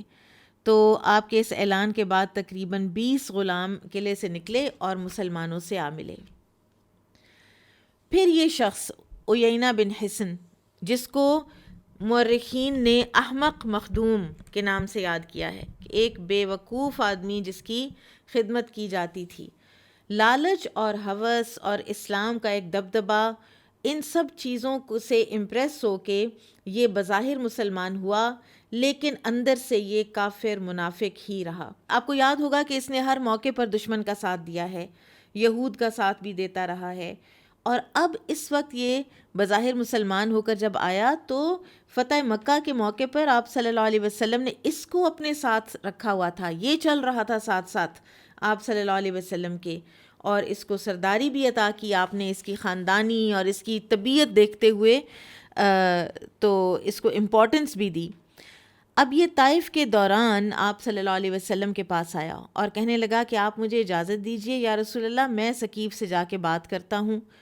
تو شاید اللہ ان کو ہدایت دے دے اور یہ مسلمان ہو جائیں۔ تو آپ کیونکہ صلح جو تھے اور آپ کا اصل مقصد تو تھا ہی یہی، تو آپ نے عیینہ کو اجازت دے دی۔ عیینہ اندر جا کے کہتا ہے، اے ثقیف والو، میرے ماں باپ تم پر قربان، اللہ کی قسم تم نے محمد کا خوب ڈٹ کر مقابلہ کیا ہے۔ عرب میں کوئی قبیلہ ایسا منہ توڑ جواب دے ہی نہیں سکا۔ آج تک محمد صلی اللہ علیہ وسلم کا پالا تم جیسے جواں مردوں سے تو پڑا ہی نہیں تھا۔ اللہ کی قسم ہماری حالت غلاموں سے بھی بدتر ہے۔ اگر تمہاری جنگ ہوئی تو یقیناً عزت تمہارا مقدر ہے، تم ڈٹے رہو، تمہارا قلعہ بہت مضبوط ہے، اسلحہ بھی بہت ہے، پانی بھی بہت ہے، پھر تمہیں ڈر کس بات کا ہے؟ اور محمد صلی اللہ علیہ وسلم کا لشکر تو تنگ آ چکا ہے، وہ تو مایوس ہو کر اور مسلسل محاصرے سے عاجز ہو کر واپس لوٹنے والے ہیں، اور وہ تمہارے قلعے میں کبھی نقب نہیں لگا سکیں گے، اس لیے فتح تمہاری ہے۔ اور یعنی ان کو انکریج کرتا رہا کہ انگوروں کی بیلوں کے کٹ جانے کا بھی غم نہ کرو، بس وہ دوبارہ اگائیں گے، اور ڈٹے رہنا، بس کبھی ہتھیار ڈالنے کا سوچنا بھی مت۔ اور یہ ان کو دلاسا دے کر جب وہ واپس لوٹا تو بنو ثقیف جو ہیں وہ انکریج ہو گئے ایک طرح سے، اور بہرحال ان کو تھوڑا سا یہ خوف بھی ہوا، اور انہوں نے اپنے سردار ابو میجن سے کہا کہ یہ بہرحال محمد صلی اللہ علیہ وسلم کا بندہ تھا، تم نے اس کو اندر بلایا تو یہ تو ہمارے کمزور مقامات نوٹ کر کے لے گیا ہوگا۔ تو اس نے بنو ثقیف کے سردار نے کہا کہ میں اسے بڑی مدت سے جانتا ہوں، اس سے بڑھ کر محمد کا دشمن ہے ہی کوئی نہیں، اگرچہ یہ ان کے ساتھ ہی ہے۔ اب عیینہ واپس لوٹا تو اللہ تعالیٰ نے ساری عیینہ کی باتیں نبی صلی اللہ علیہ وسلم کو بتا دی ہوئی تھیں، اور آپ نے پوچھا کہ عیینہ تم نے کیا بات چیت کی ان سے؟ تو کہنے لگا کہ میں نے انہیں اسلام کی دعوت دی، جنت کی خوشخبری دی، جہنم سے ڈرایا، اور ساری جو باتیں اس کو کرنی چاہیے تھیں وہ اس نے کہا کہ میں نے ان کے ساتھ کی ہیں۔ تو آپ صلی اللہ علیہ وسلم نے فرمایا تم جھوٹ بول رہے ہو، تم نے انہیں یہ باتیں کہی ہیں۔ اور خیر شرمسار بھی ہوا، اور لیکن اس کے باوجود ساری زندگی یہ شخص جو ہے یہ مسلمان نہیں ہوا۔ بہرحال سیدنا عمر رضی اللہ عنہ ایز یوزول انہوں نے کہا یا رسول اللہ مجھے اجازت دیجیے اس کی گردن اتار پھینکوں، تو آپ نے فرمایا میں نہیں چاہتا کہ لوگ کہیں محمد اپنے ساتھیوں کو قتل کرا دیتے ہیں۔ بہرحال اس نے کہا کہ میں توبہ کرتا ہوں۔ ابو بکر رضی اللہ عنہ نے بھی اس کی ملامت کی۔ اس شخص کے بارے میں آتا ہے کہ جب نبی صلی اللہ علیہ وسلم کی وفات ہوئی تو یہ مرتد بھی ہوا، اور طلیحہ جو تھا نا ایک نبوت کا دعوے دار، وہ اسی کا سبارڈینیٹ تھا، اور بہرحال پھر اختلاف ہے کہ اس کا اینڈ کیسا ہوا۔ کچھ نے کہا ہے کہ یہ اسی حالت پہ مرا، اور کچھ نے کہا ہے کہ یہ توبہ طائب ہو گیا تھا۔ پھر رسول اللہ صلی اللہ علیہ وسلم خواب تو دیکھ ہی چکے تھے، تو آپ صلی اللہ علیہ وسلم نے مشاورت کی ابو بکر رضی اللہ تعالیٰ عنہ کے ساتھ، اور آپ نے اس کے علاوہ ایک نوفل بن عماویہ جو کہ بڑے تجربہ کار اور صاحب فراست تھے، انہیں بلا کر فرمایا کہ تمہارا کیا مشورہ ہے، کیا ہم محاصرہ جاری رکھیں؟ تو نوفل نے کہا کہ اللہ کے رسول، لومڑی بل میں گھس گئی ہے، اگر آپ ڈٹے رہیں گے تو یہ قابو تو ضرور آئے گی، اور اگر آپ اسے چھوڑ دیں تو یہ آپ کو اب نقصان کوئی نہیں پہنچا سکے گی۔ تو رسول اللہ صلی اللہ علیہ وسلم کا اپنا رجحان اور خاص طور پر اس خواب کے بعد یہی تھا کہ محاصرہ اٹھا لیا جائے۔ اچھا جی، محاصرے کے دوران یہ ہوا کہ ایک خاتون خولہ بنت حکیم یہ رسول اللہ صلی اللہ علیہ وسلم کی خدمت میں حاضر ہوئیں اور عرض کی، یا رسول اللہ، اللہ تعالیٰ آپ کو فتح عطا فرما دے گا نا، تو مجھے آپ نے فاریہ بنت خزائی یا بادیہ بنت غیلان کے زیور مجھے دے دینے ہیں۔ یہ دونوں ثقیف کی سب سے خوبصورت خواتین تھیں اور بہترین زیورات پہنا کرتی تھیں۔ اور یہاں پر آپ ہیومن نیچر کو دیکھیے، اور آپ صلی اللہ علیہ وسلم نے ان کو یہ نہیں کہا کہ آپ کو زیورات کی پڑی ہے، یہاں پہ مجاہدین روز شہید ہو رہے ہیں۔ اور سبحان اللہ، ہم نے اسلام کو سمجھا ہی نہیں کہ کتنی زیادہ ہیومن نیچر کی وہ ایک رکھتا ہے مارجن۔ بہرحال نبی صلی اللہ علیہ وسلم نے فرمایا کہ خولہ، اگر ہمیں ثقیف کو فتح کرنے کی اجازت ہی نہ ملی تو یہ سن کر سیدہ خولہ واپس چلی گئیں اور عمر رضی اللہ عنہ کو بتایا کہ رسول اللہ صلی اللہ علیہ وسلم تو یہ فرما رہے ہیں۔ تو عمر رضی اللہ عنہ نبی صلی اللہ علیہ وسلم کی خدمت میں حاضر ہوئے کہ کیا آپ نے یہ کہا ہے؟ تو آپ نے فرمایا کہ ہاں، ہمیں فتح طائف کی اجازت نہیں ملی۔ تو اس پر عمر فاروق رضی اللہ عنہ نے پوچھا کہ یا رسول اللہ، کیا میں لوگوں کو روانگی کی اطلاع دوں؟ تو آپ نے فرمایا کہ ضرور دے دو۔ جب آپ رضی اللہ عنہ نے اطلاع دی تو مجاہدین جو تھے وہ اپسیٹ ہو گئے اور وہ ڈٹے رہے، اور انہوں نے کہا کہ ہم تو فتح کیے بغیر یہاں سے نہیں جائیں گے۔ ابو بکر صدیق کے پاس گئے تو انہوں نے کہا اللہ اور اس کا رسول ہی بہتر جانتے ہیں، میں نے نبی صلی اللہ علیہ وسلم کو نہیں کہنا کہ آپ اپنے فیصلے پر نظر ثانی کریں۔ پھر یہ مل کے مجاہدین جو ہیں یہ عمر رضی اللہ عنہ کے پاس آئے تو انہوں نے کہا میں حدیبیہ کے دن کر چکا جو کرنا تھا، اور میں اب یہ غلطی دوبارہ نہیں کروں گا، اور لہٰذا تم اپنی رائے کو ناقص سمجھو اور اپنی رائے کو ترک کر کے رسول اللہ صلی اللہ علیہ وسلم کے فرمان پر ہی عمل کرو۔ یہ تمام فیصلے اللہ تعالیٰ کے ہیں اور وہ بذریعہ وحی اپنے نبی کو جو چاہتا ہے حکم دیتا ہے۔ بہرحال مجاہدین کے جذبات پھر بھی ٹھنڈے نہ پڑے۔ آپ صلی اللہ علیہ وسلم اس صورتحال سے ظاہر ہے بخوبی واقف تھے، دیکھ رہے تھے۔ آپ اپنے جانثاروں سے بالکل بھی ناراض نہیں ہوئے، اور آپ نے کہا کہ اچھا ٹھیک ہے، پھر صبح حملہ آور ہو جاؤ۔ اب جب یہ اگلے دن حملہ آور ہوئے تو طائف والوں نے اوپر سے پھر تیر اور نیزے اور ایک وہ فولادی جو ایک بال سے تھے، وہ انگارے سے، وہ انہوں نے جب پھینکے تو کچھ مسلمان شہید بھی ہو گئے، اور مسلمان ادھر سے کچھ فٹ بھی آگے بڑھ نہ سکے، پیش قدمی نہ کر سکے۔ اور پھر جب یہ زخموں سے چور واپس آئے شام کو، تو آپ صلی اللہ علیہ وسلم نے فرمایا اب ہم صبح واپس ضرور روانہ ہوں گے انشاءاللہ۔ اور یہ سن کر مجاہدین بڑے خوش ہو کر بڑے آرام سے انہوں نے بات مان لی۔ پھر نبی صلی اللہ علیہ وسلم نے فرمایا کہ ہم یہ کہتے ہوئے نکلیں گے، لا الہ الا اللہ وحدہ صدق وعدہ ونصر عبدہ وہزم الاحزاب وحدہ۔ اللہ اکیلے کے سوا کوئی معبود برحق نہیں، اس نے اپنا وعدہ سچ کر دکھایا، اپنے بندے کی مدد کی، اور اس نے اکیلے ہی تمام لشکروں کو شکست دی۔ یعنی بعض اوقات جو مدد ہے وہ کسی اور طرح سے بھی آتی ہے، اور شکست جو ہے وہ کسی اور طریقے سے بھی ہوتی ہے۔ اور ثقیف کی شکست کیا تھی؟ مہینہ نہیں گزرا تو یہ سب کے سب مسلمان ہو گئے تھے۔ اور پھر مجاہدین جب سواریوں پر بیٹھے تو آپ صلی اللہ علیہ وسلم نے حکم دیا کہ اب تم کہو آئبون انشاء اللہ عابدون لربنا حامدون، ہم واپس آنے والے ہیں انشاءاللہ، اپنے رب کی عبادت کرنے والے ہیں، اس کی تعریف بیان کرنے والے ہیں۔ تو اس طرح جب یہ لشکر چلا روانہ ہوا تو آپ سے عرض کی گئی یا رسول اللہ اہل طائف کو بد دعا دیجیے،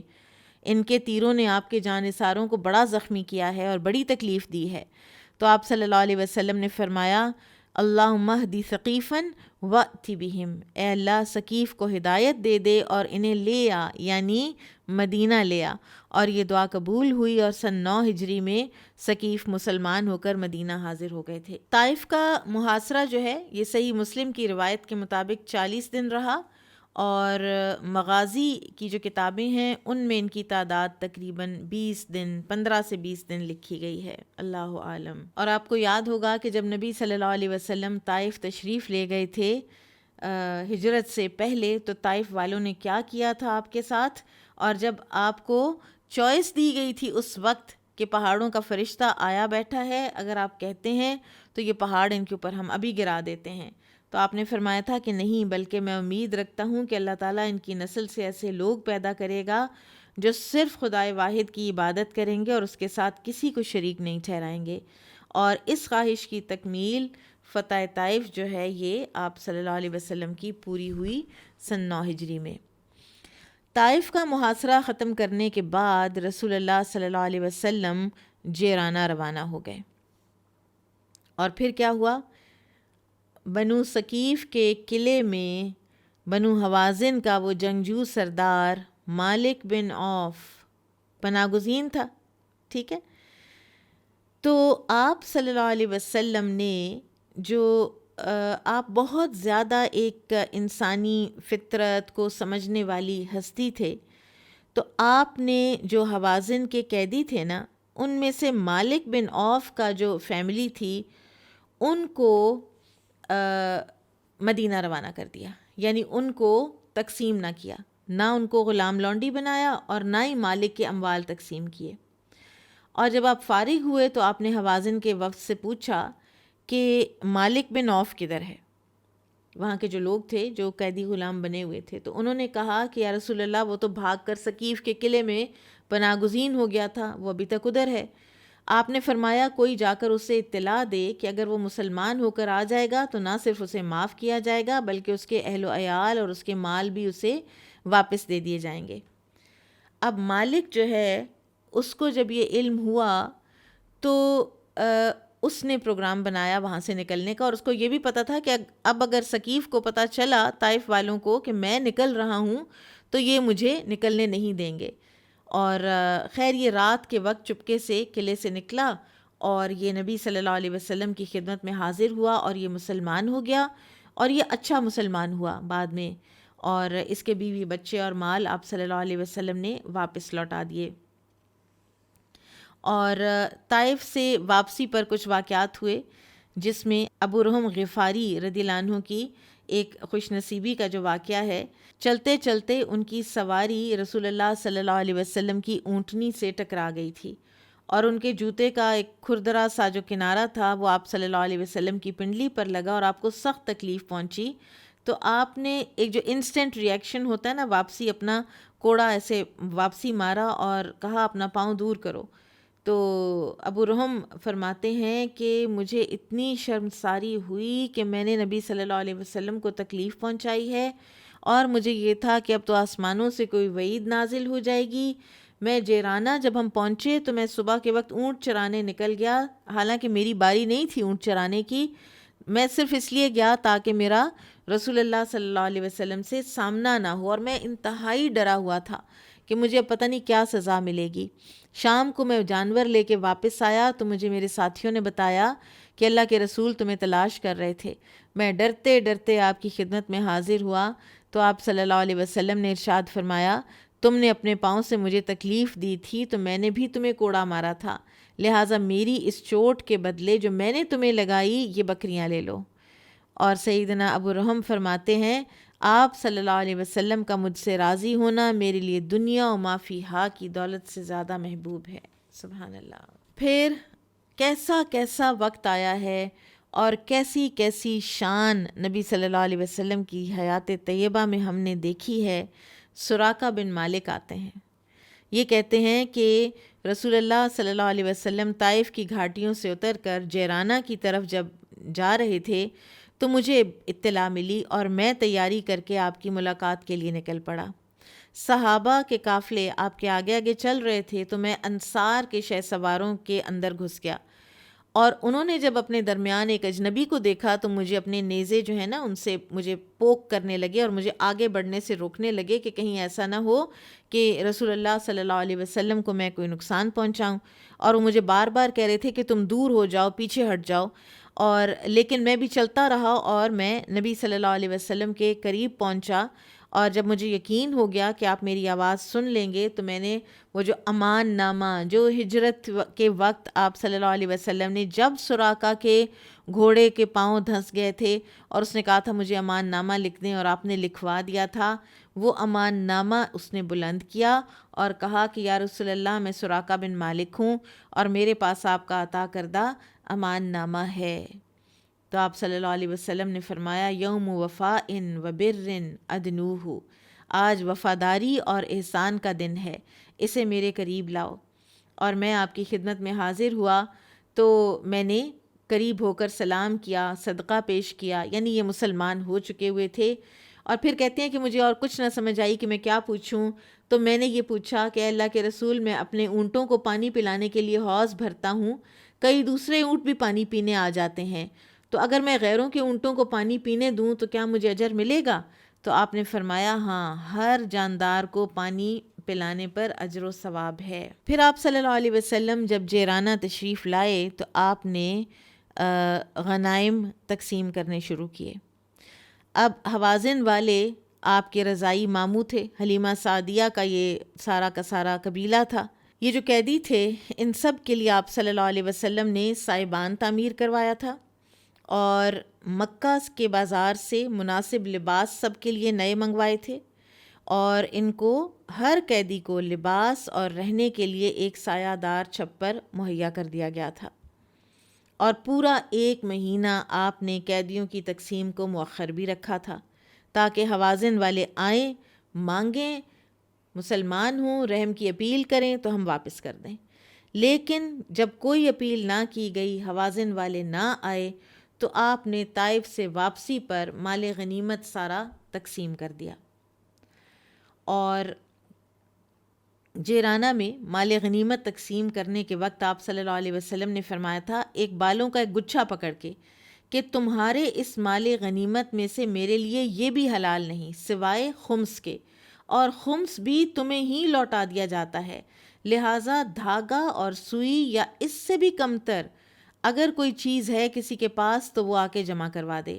خبردار خیانت نہ کرنا، کیونکہ خیانت قیامت کے دن عار اور رسوائی کا باعث ہوگی. اس میں ایک بڑا خوبصورت واقعہ ہے کہ عقیل بن ابی طالب جو مسلمان ہو گئے تھے تو یہ اپنی بیوی کے پاس آئے اور ان کی تلوار پر ابھی تک خون لگا ہوا تھا. تو وہ کہنے لگیں کہ مجھے پتہ ہے کہ آپ مشرکین سے بڑی بہادری سے لڑے ہیں، لیکن بتائیے آپ کو غنیمت میں کیا ملا ہے؟ تو انہوں نے ایک سوئی ان کے حوالے کی اور کہا یہ لو، یہ سوئی تمہارے لیے لایا ہوں، اس سے اپنے کپڑے سی لینا. اور یہ جو خاتون تھیں یہ ولید بن عتبہ کی صاحبزادی تھیں، یعنی ایک سردار کی بیٹی، اور یہ تحفہ ان کے لیے کوئی حیثیت تو نہیں رکھتا تھا، لیکن یہ بھی ان کے پاس نہ رہ سکا. تھوڑی ہی دیر میں انہوں نے سیدنا عقیل نے رسول اللہ صلی اللہ علیہ وسلم کی یہ اعلان کرنے والے کی آواز سنی جو کہہ رہا تھا جس نے مال غنیمت میں سے کوئی چیز لی ہو وہ واپس لوٹا دے. تو اپنی بیوی کو دیکھ کے کہتے ہیں تمہاری سوئی تو گئی، دیر گوز یور نیڈل، اور پھر سوئی واپس لی اور لا کر مال غنیمت میں رکھ دی. سبحان اللہ. اسی طرح بہت سے اور بھی واقعات آنیسٹی کے سامنے نظر آئے. سب سے پہلی نوازش جو آپ صلی اللہ علیہ وسلم نے مال غنیمت میں سے کی تھی وہ ابو سفیان کو تھی. اور ابو سفیان نے دیکھا کہ رسول اللہ صلی اللہ علیہ وسلم کے سامنے چاندی کا ڈھیر لگا ہوا ہے، تو وہ آ کے کہنے لگا اے اللہ کے رسول، آپ تو قریش میں سب سے زیادہ مالدار بن گئے ہیں. تو آپ مسکرا دیے. تو ابو سفیان نے عرض کی یا رسول اللہ مجھے بھی اس مال میں سے عنایت فرمائیں. آپ نے سیدنا بلال رضی اللہ عنہ کو حکم دیا کہ ابو سفیان کو 40 اوقیہ چاندی اور 100 اونٹ دے دو. تو ابو سفیان نے کہا میرے بیٹے یزید کو بھی عطا کیجئے. پھر اس کو بھی اتنا ہی 40 اوقیہ چاندی اور 100 اونٹ. پھر ابو سفیان نے کہا میرے بیٹے معاویہ کو بھی عنایت فرمائیں. تو آپ صلی اللہ علیہ وسلم نے بلال رضی اللہ عنہ کو حکم دیا کہ معاویہ کو بھی اتنا ہی دے دو. اور ابو سفیان بے اختیار بول اٹھے میرے ماں باپ آپ پر قربان، آپ بہت بڑے سخی ہیں، میں نے آپ کے خلاف جنگیں لڑیں، آپ اس وقت بہترین مد مقابل تھے، پھر میں نے آپ سے صلح کر لی، بلا شبہ آپ بہترین صلح کرنے والے ہیں، جزاک اللہ خیرن۔ پھر حکیم بن حزام، یہ آپ کو یاد ہوگا کہ خدیجہ رضی اللہ تعالیٰ عنہ کے غالباً یہ بھانجے ہیں یا بھتیجے ہیں، تو ان کو آپ صلی اللہ علیہ وسلم نے 100 اونٹ دیے۔ تھوڑی دیر گزری تو یہ پھر آ گئے تو آپ نے ان کو 100 اونٹ پھر دیے۔ تیسری بار حاضر ہوئے تو آپ نے 100 اونٹ پھر دیے، اور پھر آپ نے حکیم سے کہا، حکیم یہ مال سرسبز و شیریں ہے، جو شخص اس کو سخاوت نفس کے ساتھ لیتا ہے اسے برکت عطا ہوتی ہے، اور جو طمع کے ساتھ لیتا ہے اس کو اس میں برکت نہیں دی جاتی، اور ایسا آدمی اس شخص کی طرح ہوتا ہے جو کھاتا تو ہے مگر سیر نہیں ہوتا، اور اوپر والا ہاتھ نیچے والے ہاتھ سے بہتر ہے۔ یہ جب بات سنی حکیم بن حزام نے تو کہتے ہیں کہ میں نے کہا کہ یا رسول اللہ، اللہ کی قسم جس نے آپ کو حق کے ساتھ بھیجا، میں آپ کے بعد کسی سے کچھ بھی طلب نہیں کروں گا حتیٰ کہ میں دنیا سے رخصت ہو جاؤں۔ پھر ایسا ہی ہوا کہ بعد میں ابو بکر رضی اللہ عنہ نے حکیم بن حزام کو سرکاری وظیفہ دینا چاہا تو انہوں نے انکار کر دیا، عمر رضی اللہ عنہ نے دینا چاہا تو انہوں نے ان سے بھی معذرت کر لی۔ پھر کچھ لوگ ہیں کہ جنہوں نے رسول اللہ صلی اللہ علیہ وسلم کی غنائم کی تقسیم پر اعتراض کیا۔ ان میں ایک عباس بن مرداس کو نبی صلی اللہ علیہ وسلم کا تقسیم کا ایک فیصلہ جو ہے وہ ناپسند ہوا، اور اس نے کہا کہ عیینہ بن حصن اور اقرا بن حابس تو 100 اونٹ لے جائیں اور مجھے صرف 4 اونٹ ملیں۔ پھر اسی طرح سے ایک شخص تھا ذوالخویسرہ، اس نے کہا تھا کہ اے محمد انصاف کیجئے، تو آپ صلی اللہ علیہ وسلم نے فرمایا کہ اگر میں انصاف نہیں کروں گا تو اور کون کرے گا، اور اگر میں نے عدل نہ کیا تو میری تو ساری محنت ضائع گئی اور میں نے خسارہ پایا۔ تو بہرحال پھر آپ صلی اللہ علیہ وسلم نے اسی ذوالخویسرہ تمیمی کے بارے میں فرمایا تھا کہ یہ شخص اور اس کے ساتھی کثرت سے قرآن پڑھیں گے جو ان کے گلے سے نیچے نہیں اترے گا، یہ دین سے ایسے ہی گزر جائیں گے جیسے تیز رفتار تیر شکار کے آر پار ہو جاتا ہے۔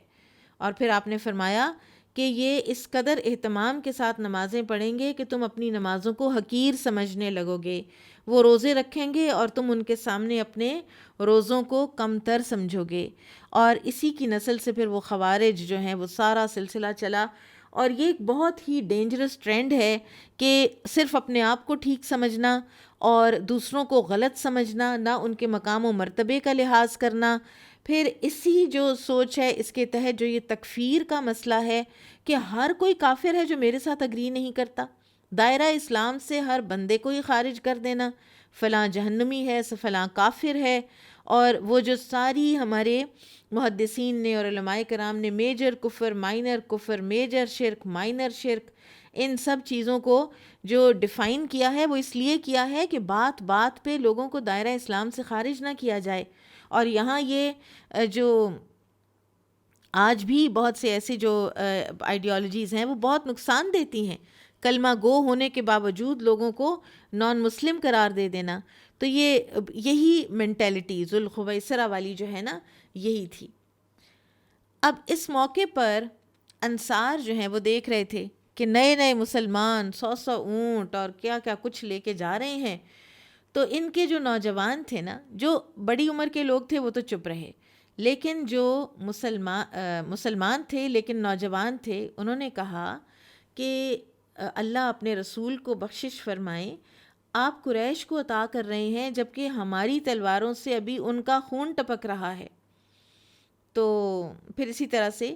صحیح بخاری میں بھی الفاظ آئے ہیں کہ انصار نے کہا جب مشکل آتی ہے تو ہمیں پکارا جاتا ہے اور غنیمت کی تقسیم کے وقت اوروں کو نوازا جاتا ہے، یہ بھی ہیومن نیچر تھی۔ اور کوئی کہہ بیٹھا، رسول اللہ صلی اللہ علیہ وسلم کو جب یہ کلمات پتہ چلے تو آپ کو ظاہر ہے بڑا رنج ہوا۔ سعد بن عبادہ رضی اللہ عنہ آپ کی خدمت میں حاضر ہوئے اور اپنی قوم کے جذبات سے آگاہ کیا، تو آپ نے پوچھا کہ سعد آپ کا کیا موقف ہے؟ تو سعد رضی اللہ عنہ نے عرض کی، یا رسول اللہ میں بھی اپنی قوم کا ہی فرد ہوں، لیکن یہ باتیں ہم نے نہیں کی، بڑوں نے نہیں کی، نوجوانوں نے کی ہیں۔ تو آپ صلی اللہ علیہ وسلم نے انصار کو جمع کروایا اور انصار کے علاوہ فرمایا کہ اور کوئی شخص نہ ہو وہاں پہ۔ تو آپ صلی اللہ علیہ وسلم نے ان سب کو جمع کر کے آپ نے فرمایا، اے انصار کے گروہ، مجھے تمہارے جذبات کا علم ہو گیا ہے، تم نے میری تقسیم کو بہت محسوس کیا ہے۔ کیا ایسا نہیں ہے کہ میں تمہارے پاس آیا تھا تو تم گمراہ تھے، پھر اللہ تعالیٰ نے تمہیں میرے ذریعے ہدایت عطا کی؟ تم فقیر تھے تو اللہ تعالیٰ نے تمہیں غنی کر دیا، تم ایک دوسرے کے دشمن تھے تو اللہ تعالیٰ نے تمہارے دلوں کو جوڑ دیا۔ تو انصار نے کہا کہ آپ نے درست فرمایا، ہم سب سے زیادہ اللہ اور اس کے رسول کے احسان مند ہیں۔ پھر آپ نے فرمایا کہ کیا تم لوگوں نے یہ بات کہی ہے، مال غنیمت جو ہے وہ دوسروں کو مل رہا ہے اور جنگ کے وقت ہمیں بلایا جاتا ہے؟ تو انہوں نے ظاہر اقرار کیا۔ تو آپ صلی اللہ علیہ وسلم نے فرمایا، کیا تم اس بات پر خوش نہیں کہ لوگ اپنے گھروں میں بھیڑ بکریاں اور اونٹ لے جائیں اور تم اپنے گھروں میں اللہ کے رسول کو لے کر لوٹو؟ اس ذات کی قسم جس کے ہاتھ میں میری جان ہے، اگر ہجرت نہ ہوتی تو میں ایک انصاری شخص ہوتا۔ یعنی یہ تو مجھے ہجرت کرنا تھی اور آپ کے پاس آنا تھا، ورنہ میری طبیعت انصار کی طبیعت سے ملتی ہے۔ اگر سارے لوگ ایک گھاٹی پر چلیں اور انصار دوسری گھاٹی پر چلیں تو میں انصار کے ساتھ چلوں گا۔ اور بہرحال پھر یہ باتیں سن کر انصار بہت روئے اور ان کی داڑیاں تر ہو گئیں، ان کے سینے تر ہو گئے، اور انہوں نے کہا کہ یا رسول اللہ صلی اللہ علیہ وسلم، ہمارے لیے اللہ اور اس کا رسول کافی ہیں۔ اور پھر آپ صلی اللہ علیہ وسلم نے انصار کو خوب تسلی بھی دی، اور آپ نے فرمایا، صحیح بخاری میں آتا ہے کہ رسول اللہ صلی اللہ علیہ وسلم نے اپنے خلفاء کو خصوصی ہدایت کی تھی کہ میں تمہیں انصار کے بارے میں اچھے سلوک کی وصیت کرتا ہوں کہ وہ میرے جسم و جان ہیں، انہوں نے اپنی ذمہ داریاں بڑی خوب نبھائی ہیں، لیکن ان کا صلہ ابھی باقی ہے، اس لیے تم لوگ ان کے نیک لوگوں کی نیکیاں قبول کرنا، ان کی قدر کرنا اور ان کے خطا کاروں سے درگزر کرنا۔ پھر اسی طرح سے ابن عباس رضی اللہ عنہ کی روایت ہے کہ آپ صلی اللہ علیہ وسلم نے فرمایا، اے لوگو، یقیناً لوگ بڑھتے جائیں گے اور انصار کم ہوتے جائیں گے، حتیٰ کہ ان کی تعداد کھانے میں نمک کے برابر رہ جائے گی، لہٰذا تم میں سے جو شخص کوئی ذمہ داری سنبھالے اور وہ کسی کو نفع یا نقصان پہنچا سکتا ہو تو وہ انصار کے نیکوکاروں کی پذیرائی کرے اور ان کے خطا کاروں سے درگزر کرے۔ سبحان اللہ۔ یہاں پر ہم آج انشاءاللہ یہیں تک پڑھیں گے، اور آگے حنین اور حنین کے حوالے سے اور حوازن کے حوالے سے اور بھی بہت سی دلچسپ اور ایمان افروز باتیں ہیں انشاءاللہ نیکسٹ لیسن میں کریں گے۔ بارک اللہ فیکم، سبحانک اللہم و بحمدک، اشہد ان لا الہ الا انت، استغفرک و اتوب الیک۔